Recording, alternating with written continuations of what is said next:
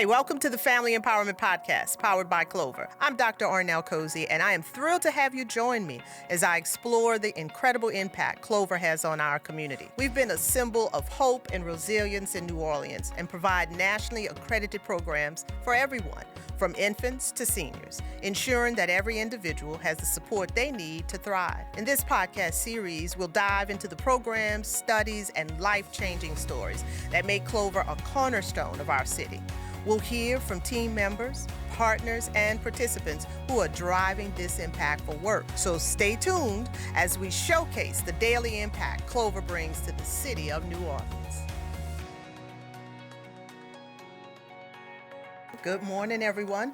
I am Arnel Cosey, Strategy and Impact Officer for Clover here in New Orleans. Welcome to our first broadcast of the Family Empowerment Podcast, powered by Clover. Joining me this morning is Keith Liederman, our CEO. Welcome, Keith. Hey, Arnel. It's good to be here. Yeah, I'm glad you are here. How are you doing today? I'm doing great. How about you? I'm doing well. Let's just jump right into this, right? Okay. So, Keith, as you know, we say all the time in-house that we serve participants from the cradle to the rocking chair. Mm-hmm. And with that comes a lot of effort for advocacy on our part. Can you talk a little bit about Clover's advocacy mission and the kind of advocacy work that you've been involved with? Yeah, sure. Since our inception back in 1896, advocacy has been a huge part of the work that we do. And we've always seen programs and services are essential and super important for the families that we serve.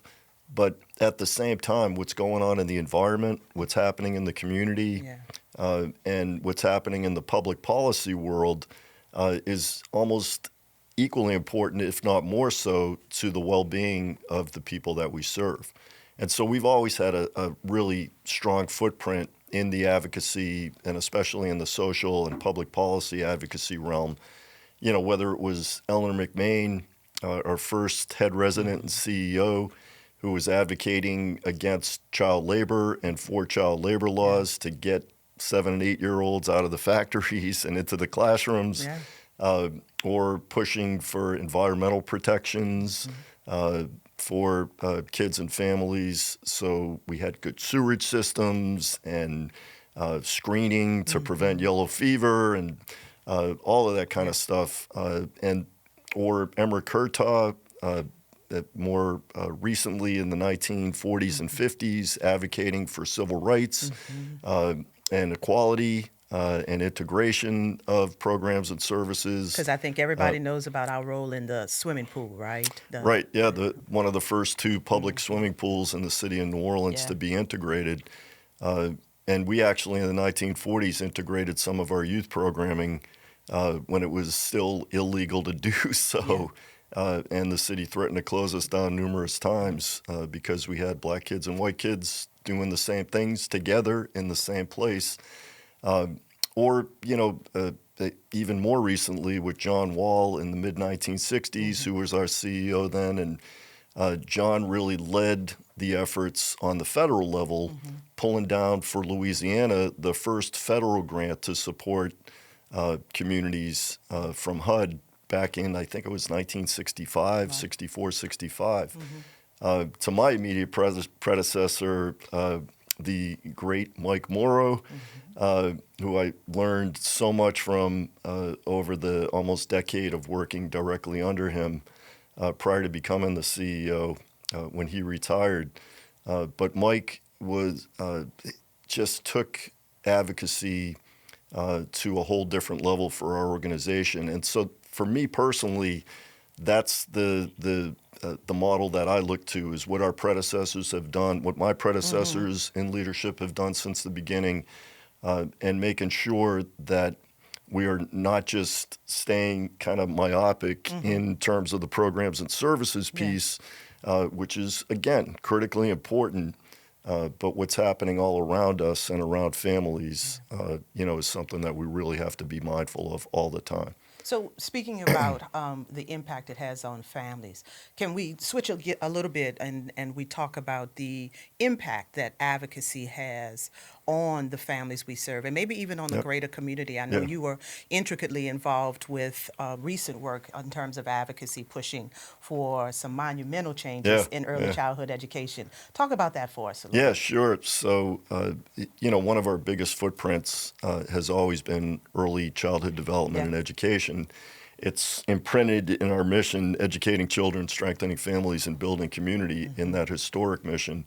And so about 7, almost 8 years ago now, we, through advocacy work of our board members, program participants, key strategic partners, like the New Orleans Early Education Network and Agenda for Children and the Louisiana Policy Institute for Children and the Educare Learning Network, really went directly to the City Council and to the Mayor of New Orleans to seek New Orleans becoming the first municipality in Louisiana to invest in invest public general funds in early childhood education and comprehensive services. And so back in 2017, under then Mayor Landrieu, the city invested its first $750,000, which benefited 50 children and their families with high-quality, comprehensive early learning services. And I'm really proud to say that over the years, under the leadership of Mayor Cantrell and the City Council, that has now become, in 2022, a millage for early learning passed by the voters of the city of New Orleans, which now dedicates more than $21 million per year into the same kind of high-quality early childhood development and education and comprehensive services for kids and families. So we went from 50 back in 2017 families that benefited and kids to now close to 2,000. And in addition to that, the state of Louisiana, working with a lot of those same partners, a couple of years ago created a state early learning matching fund. So this year, there's about $42 million of early learning funding from the city and from the state that wasn't there before, coming into New Orleans to support high-quality early learning opportunities. So all supporting families, which is amazing. And as I said in the beginning, when we say our work reaches from the rocking chair, the cradle to the rocking chair. I know you've also been involved in some advocacy work across the city for seniors because Clover has an adult day services program. Talk a little bit about the advocacy in that arena and the impact that work has made. Yeah, on both the city and state level, working with, again, key partners like the Council on Aging, like the Live at Home Coalition, which is a statewide coalition of home and community-based service providers, and AARP. Yes. We really were able to establish a strong relationship with key state legislators, leading to, again, just a couple of years ago, the state establishing a trust fund for home and community-based services that is like a safety net now that we never had before, so that in the event that there's cuts to Medicaid on the federal level or on the state level, or just budgetary issues that are happening that require less spending in those areas, there'll now be a safety net that'll ensure that vulnerable and fragile, medically fragile seniors and adults aren't going to lose the community-based and the home-based service options that are helping to keep them out of unnecessary nursing home placement and in the homes that they love with the people that they love. That's right. And in the communities where they want to be in neighborhoods. It's very important work. I know we also have some other items on our legislative priorities this year outside of just the programs we serve.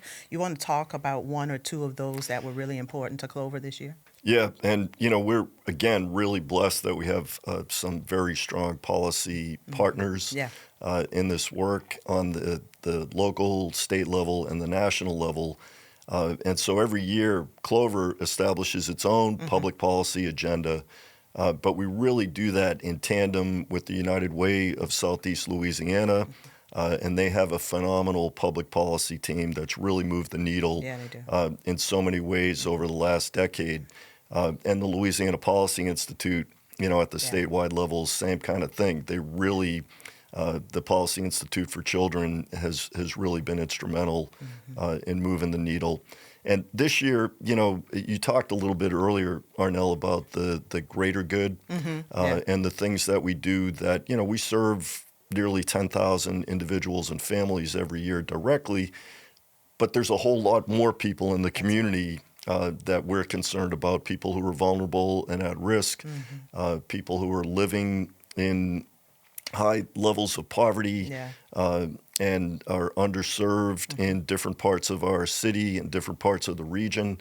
And so we really look to public policies that are going to benefit everybody who's in need, and not just the people that we serve, although that's, super important to us too. So, there's a lot of poverty eradication public policies that have grown in the level of reach that they've been able to, like the Earned Income Tax Credit, the Child Tax Credit, WIC, SNAP, the Supplemental Nutritional Assistance Program, and the Women, Infants, and Children Nutrition Program for babies.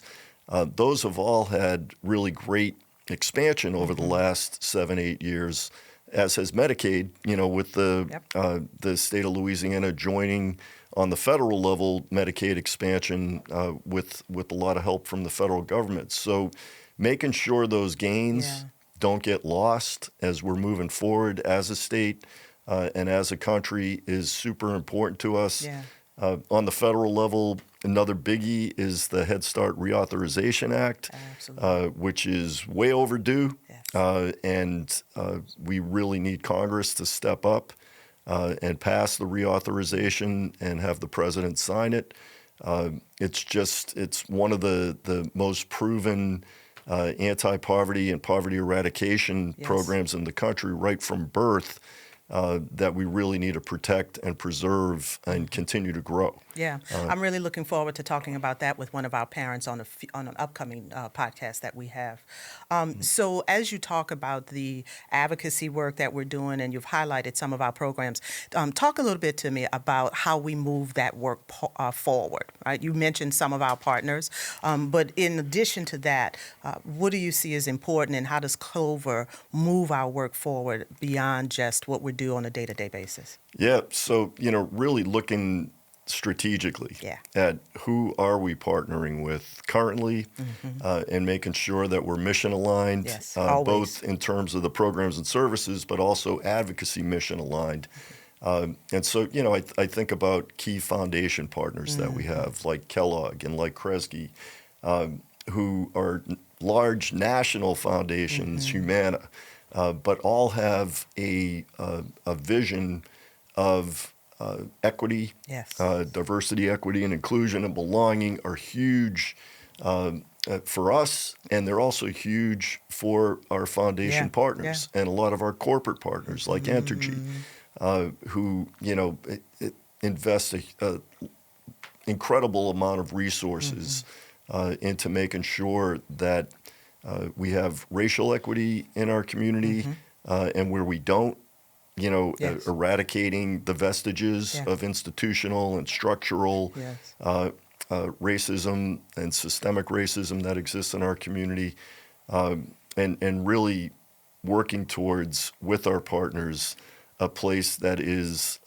fair for all, provides opportunity for everybody, where all of our families in our community can not just survive, but can really truly thrive. That's it. And so that's kind of, I think, our collective vision for the future. And I think we do a great job of helping others see why that work and why staying aligned to our mission and all of those principles and values that you just mentioned are so important.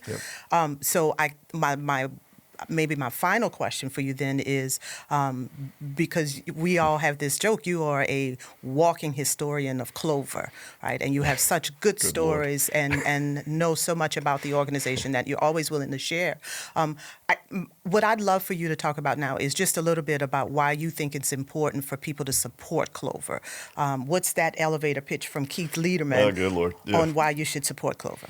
Well, it's to me, when you support Clover, you're supporting much more than just a single organization. There you go. We don't function as if we exist onto an island Yes.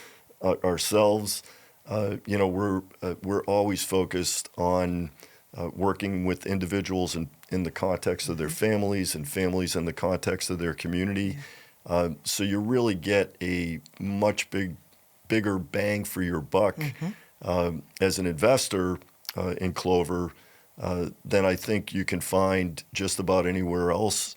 And a lot of that is because we're working together with so many important other social and human service organizations in our community, healthcare providers in the community, and on the public and private investor realm, so many people who really are working towards the same end together. Yeah.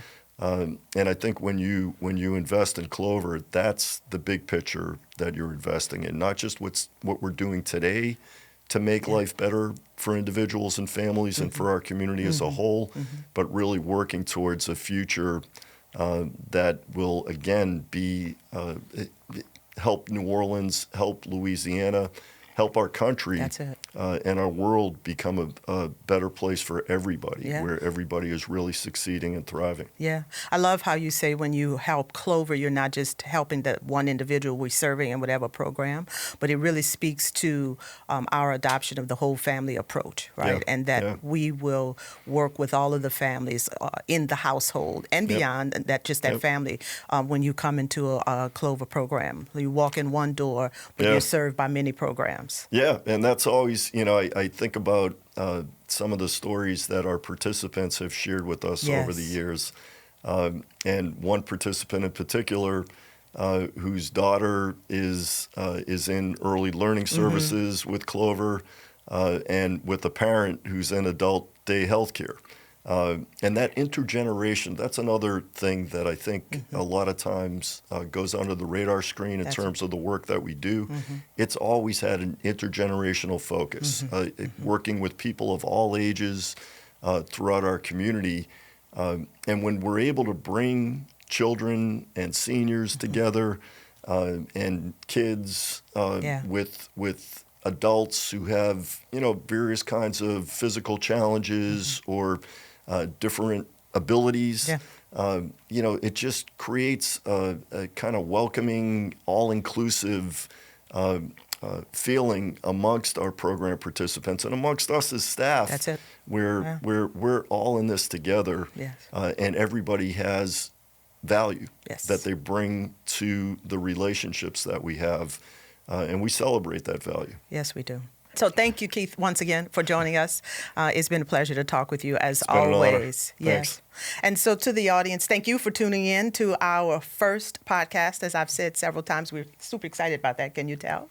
And just so you understand, what we have had a wonderful opportunity to talk about today is the importance of advocacy. And the role that Clover plays with that in our community, the impact that our work has on the greater New Orleans community and beyond.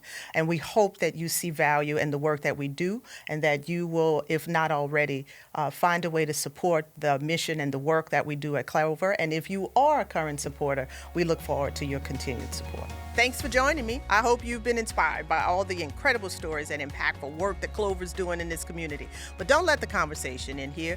Visit CloverNola.org to discover more about our programs and how you can get involved. Follow us on social media at Clover New Orleans for uplifting updates and the heartwarming stories of empowerment. Together, we're going to make a difference. Stay tuned for more episodes as we continue to celebrate and strengthen our vibrant New Orleans community. Thanks for listening, and I'll see you next time.